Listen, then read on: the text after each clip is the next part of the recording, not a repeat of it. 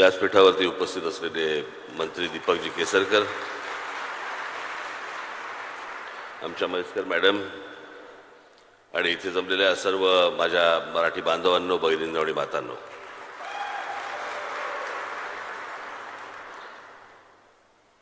तीन दिवस हा कार्यक्रम आहे। या 3 दिवसामध्ये मराठी या विषयावरती अनेक लोक तुम्हाला येऊन तुमच्याशी बोलतील, अनेक विषय सुचवतील,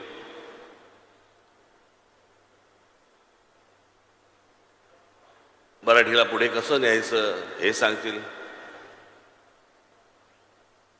मी आता जो आपल्यासमोर उभा आहे, गेली अनेक वर्ष मी मराठी या विषयावरती मी बोलत आलो, मराठी या विषयावरती अंगावर केसेस घेत आलो, मराठी या विषयामध्ये मी जेलमध्ये गेलो, आपल्याच महाराष्ट्रात।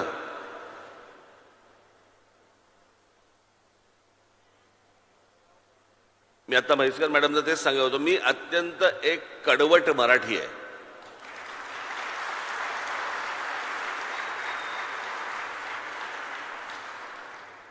आणि माझ्यावरती संस्कारच त्या प्रकारचे झाले।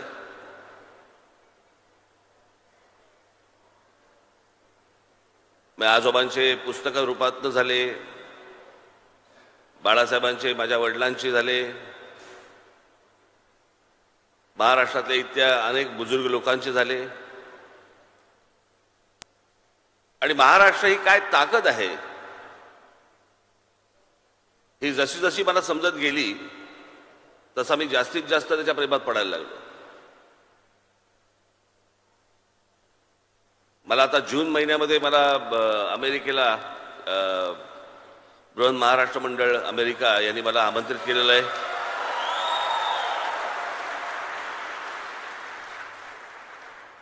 मला त्यांच्यात अध्यक्ष मला इथे भेटले आणि त्यांनी मला सांगितलं की आम्ही महाराष्ट्र मंडळातर्फे आम्ही अमेरिकेमध्ये अनेक 100 शाळा काढल्या आहेत।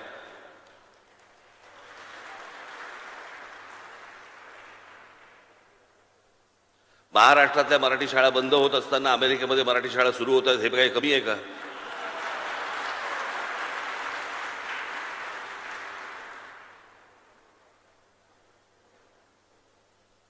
मला असं वाटतं की आपण पहिल्यांदा महाराष्ट्रामध्ये लक्ष देणं गरजेचं आहे।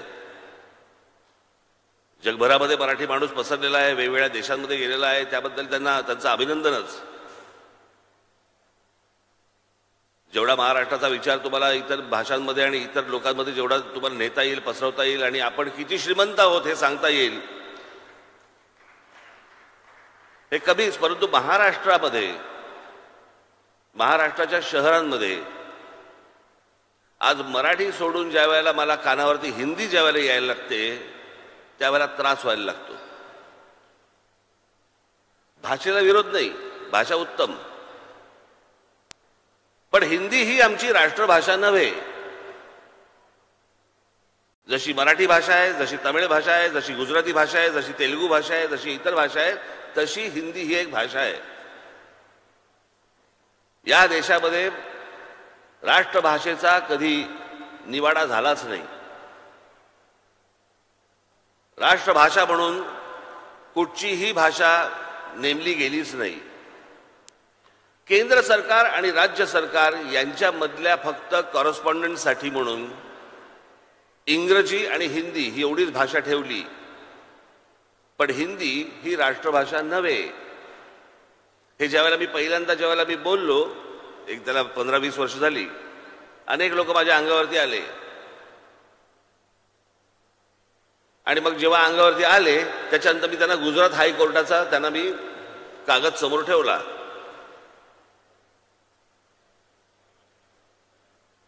आजही तुम्ही जर समजा गुगलवरती गेलात तर तुमच्या लक्षात येईल हिंदी ही आपली राष्ट्रभाषा नव्हे। भाषा उत्तम असली तरी आमच्यावरती हिंदी चित्रपटांचे संस्कार झाले, हिंदी चित्रपटामधून आमच्या अंगावरती हिंदी आली, पण आपण बोलण्यामध्ये हिंदी का वापरतात आपले मराठी लोक? इतकी उत्तम मराठी भाषा आहे। खरं तर मराठी भाषेमध्ये जो विनोद होतो तो मला नाही वाटत दुसऱ्या कुठच्या भाषेमध्ये होत असेल। इतकी समृद्ध भाषा ही जी भाषा आहे ही घालवण्याचा, बाजूला सारण्याचा ज्या प्रकारचा राजकीय प्रयत्न ज्या प्रकारे होतोय ते बघून माझी तळपायची आग मस्तकात जाते.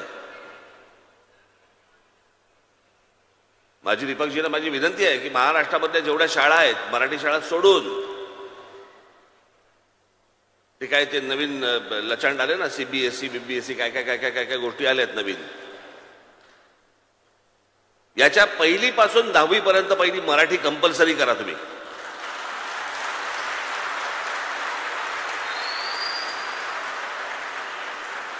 मला समजत नाही ज्या ठिकाणी तुमचा जन्म झाला, अमराठी असतील लोक, ज्या ठिकाणी तुमचा जन्म झाला, जिथे तुमची मुलं झाली, आणि त्या मुलांना तुमच्या शाळेमध्ये काय शिकवलं जातं? जर्मन, फ्रेंच, जणू काय ते देश बोलवतच आहे ना, की या रे मुलांनो या, आमची लोकसंख्या वाढवा.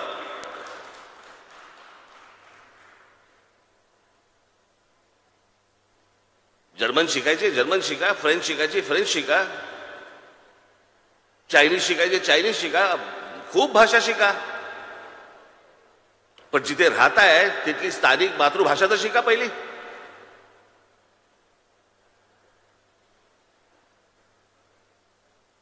आणि इथं कमीपणा कसला आला?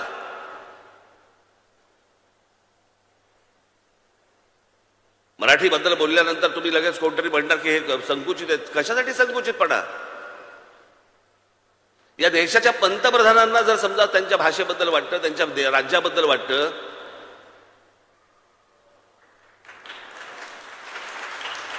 की जगामधला मोठा, सर्वात मोठा स्टॅच्यू ऑफ लिबर्टी पेक्षा मोठा पुतळा कुठे बांधावा असा जर पंतप्रधान वाटतं, तो गुजरातमध्ये बांधावा असं वाटतो.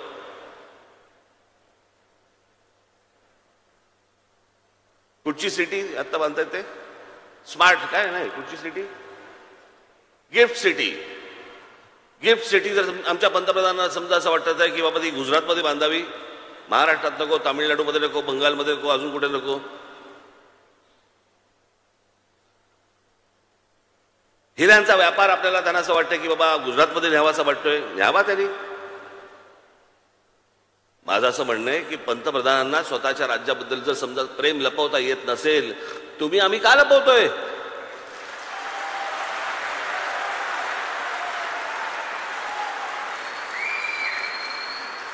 अनेकांना वाटू शकतं की बघितलं राज ठाकरेंनी पंतप्रधानांवरती टीका केली. टीका नाहीये.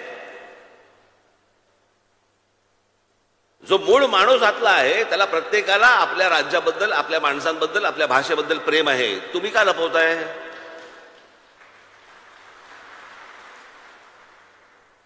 ज्या राज्यामध्ये मी राहतो त्या राज्यामध्ये माझ्या इकडचा मराठी माणूस ज्या वेळेला एखादं घर घ्यायला जातो आणि तिकडच्या एखाद्या जैन सोसायटी मधला माणूस सांगतो की मराठी माणसाला घर देणार नाही, काय करायचं आम्ही?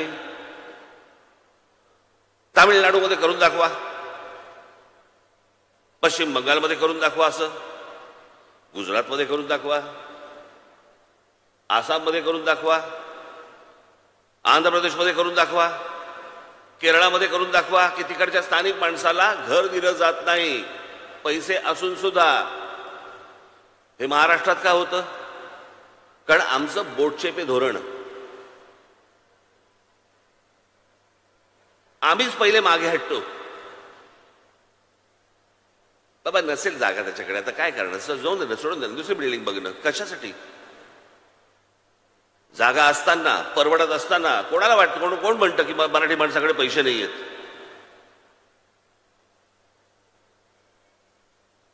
हे स्वतःच्या गल्लीच्या बाहेर पडत नाहीत, ते तर्क मांडत असतात की मराठी माणसाकडे. एकदा महाराष्ट्र फिरा, मग तुम्हाला कळेल मराठी माणूस कुठे आहे.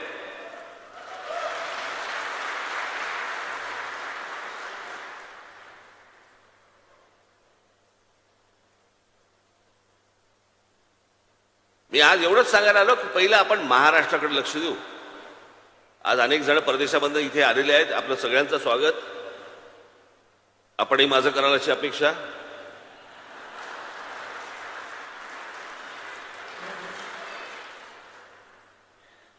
पण मला असं वाटतं महाराष्ट्रामध्ये सर्वात जास्त लक्ष देणं गरजेचं आहे. आज आपण एक भाषा भवन बांधतात. कुसुमाग्रजांचं एक वाक्य आहे फार सुंदर, स्वातंत्र्य देवतेची विनवणी नावाचं एक त्यांची कविता होती, मी मध्यंतरी वाचून दाखवली होती. त्यातलं एक वाक्य फार सुंदर वाक्य आहे. भाषा मरता देशही मरतो, संस्कृतीचाही दिवा विझे. भाषा मेली की सगळं संपलं.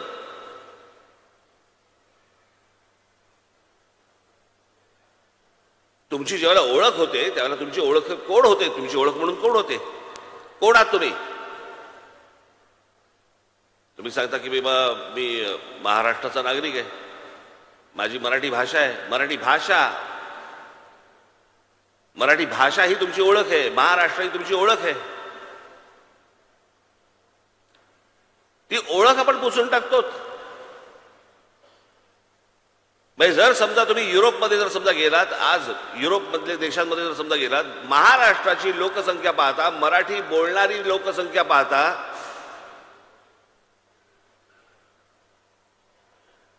महाराष्ट्राचा क्रमांक काढून बघा तुम्ही. युरोपमधल्या कोणत्याही देशापेक्षा जास्ती होतो आपण.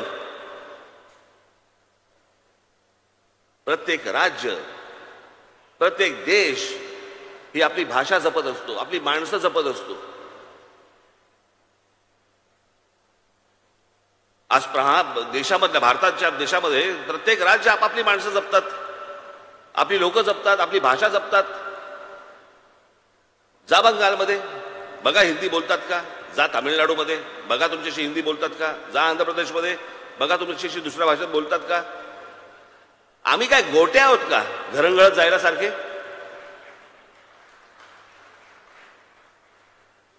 आम्हीच का घरंगळत जातो दुसऱ्या भाषेमध्ये. मी आजच्या व्यासपीठावर फक्त मला एवढंच सांगायचं, मी लंबचौडं भाषण देण्यासाठी आलेलो नाहीये. माझी फक्त आपल्याला सगळ्यांना विनंती आहे, मराठी भाषा भवन होईल, सगळ्या गोष्टी होतील. माझी आपल्याला सगळ्यांना विनंती आहे, कोणी समोर येऊ देत, आपण मराठीत बोला.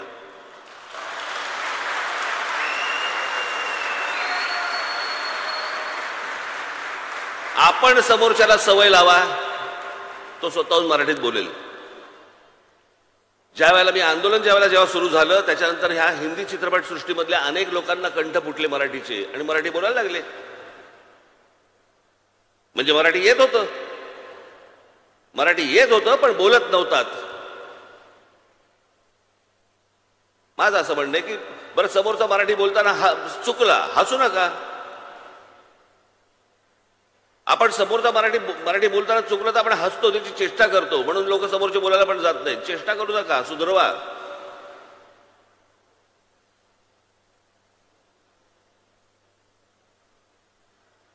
आज दीपकजींना माझी विनंती आहे की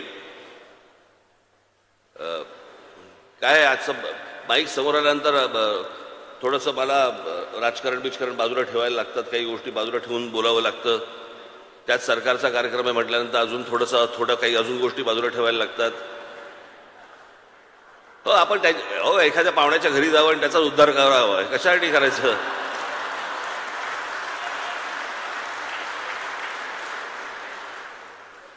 तर मला असं वाटतं की दीपकजींना माझी विनंती आहे की बाकीच्या सगळ्या गोष्टी सोडा, पण सरकारतर्फे महाराष्ट्रामध्ये जेवढ्या शाळा असतील, जेवढ्या भाषिक शाळा असतील, त्याच्यामध्ये 1ली ते 10वी आपण मराठी कंपल्सरी करा.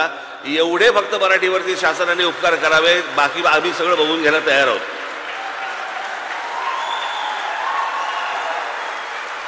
आज अनेक जण इथे परदेशामधून आलेले आहेत. आज दीपकजी केसरकर यांचे मी मनापासून आभार मानतो. त्यांनी गेल्या वर्षी देखील मला बोलवलं होतं, परंतु मला वेळेअभावी येत नव्हतं. परंतु यावेळेला त्यांनी ॲडव्हान्स बुकिंग केल्यामुळे मला ना बोलता येईना. पण मी त्यांचे आभार मानतो. म्हैसकर मॅडम, आपले देखील आभार. इथे अनेक परदेशामधून लोक आलेले असतील, आपल्यालाही अनेक दिवसांनी आपल्याला या मायभूमीमध्ये, मराठी भूमीमध्ये येऊन बरं वाटलं असेल. ज्यावेळेला मी तिथे जूनला येईन त्यावेळेला आपल्याशी प्रत्यक्ष भेटण्याचा योग येईल, त्यावेळेला मी आपल्याला प्रत्यक्ष भेटीनच. आणि आलेल्या सर्व माझ्या बांधवांना, बहिणींना आणि ह्या टेलिव्हिजन चॅनलच्या माध्यमातून माझं बोलणं ऐकत असलेल्या लोकांना फक्त मी परत जाता आता एकच सांगेन, बाकी कशाची गरज नाही आहे. फक्त जो समोर येईल त्याच्याशी फक्त मराठीत बोला, एवढीच फक्त विनंती करतो आणि आपण सर्वांची मी रजा घेतो. धन्यवाद. जय हिंद, जय महाराष्ट्र.